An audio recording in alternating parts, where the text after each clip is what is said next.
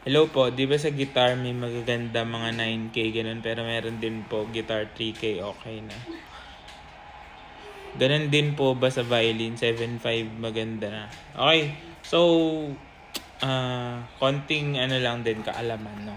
So sabi niya sa guitar meron na 9K na decent. Actually, may mga violins naman na decent na sa 7.5, no.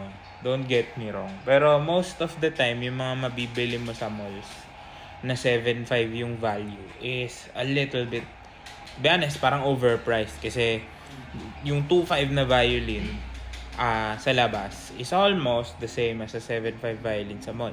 Syempre, hindi mo rin sila masisisi. They have to pay for pwesto, they have to, it's a business, di ba? Kapag benta ka ng musical instruments.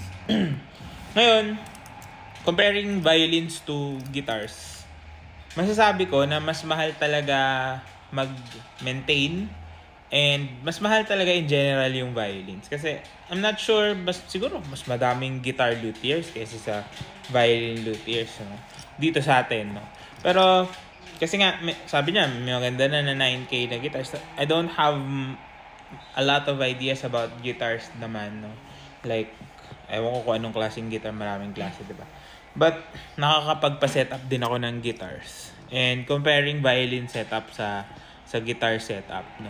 So, let's say for example, magpapa-setup ka ng guitar mo bago yung brand new yung guitar mo, tapos papa-setup mo. I think gagastos ka less than 1,000, 600 to 700 pesos, decent na yung luthier na mag-aayos, no. May mga ganun yung pricing niya, no. Sa violin kasi parang yung tonal adjustment nasa ano na no, around 1.5 na. Tapos yung bawat galaw, bridge cut, yung kung ano-anong pagtatabas dyan, minsan inaabot na ng 3,000. Basic setup pa lang, di ba?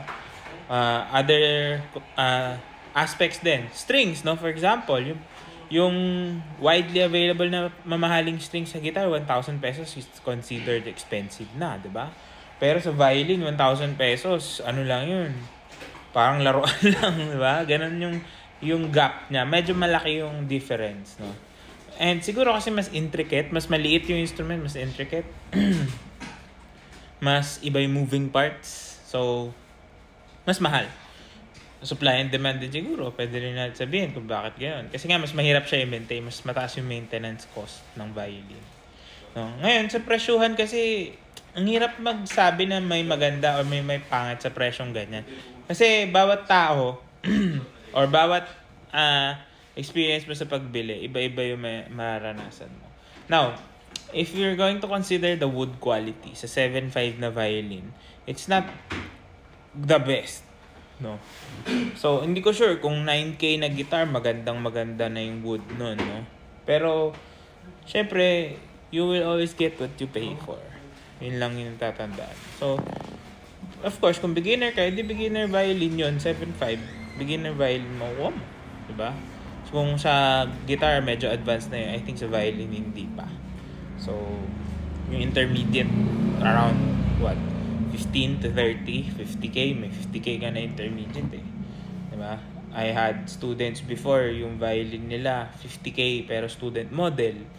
May 50K na pro model. So, hindi mo din masabi sa presyuhan eh. It's how you value it. No? Pero kung mall price, yung 7.5 is still considered a beginner violin kung sa mall ka bibili. So, yung mga handcrafted sa mall, usually around 20 to 30K if may makuha ka na handcrafted sa mall. Not all malls dito sa Pilipinas nagki-carry ng handcrafted na violin. Sa Singapore, yun, no? If you can check out some of my pinned videos here on TikTok, nag-testing ako ng halos 1.2 million peso na violin na nasa loob lang ng mall, no? So, sa kanila normal yun. Pero sa atin, syempre, iba naman yung state natin, no? Pero yun nga, to answer the question, a 7.5K violin, pwedeng maganda na. Depende rin yan sa pagkakasetup. Pero the wood quality is, or the overall quality would be beginner level na instrument. Don't expect na pangmatagalan siya. Of course, kung hobby-hobby lang, that's fine, okay na yun. Pero kung gusto mo karirin, hindi mo siya magagamit ng sobrang tagal kung tuloy-tuloy yung progress mo.